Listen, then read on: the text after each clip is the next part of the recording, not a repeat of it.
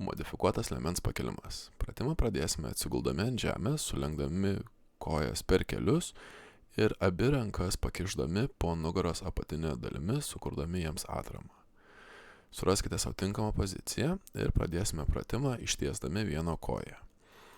Taigi prieš pradedant įtempsime pilvo preso raumenis ir apatinę nugaros dalį ir šiek tiek pakelsime pečius bei galvą aukštyn, jausdami, kad yra įsitempę pilvo preso ir apatinės nugaros dalies raumenis.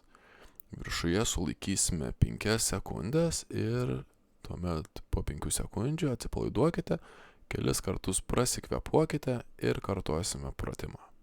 Vėl pakeliame pečius ir galvą. Tikrai turėtumėte jaustis, kad įsitempia pilvo presas ir apatinė nugaros dalis ir taip atliksime jums reikiamus pakartojimus. Atlikę pakartojimus tą patį darysime kitoje pusėje, apkeitus kelią ir koją.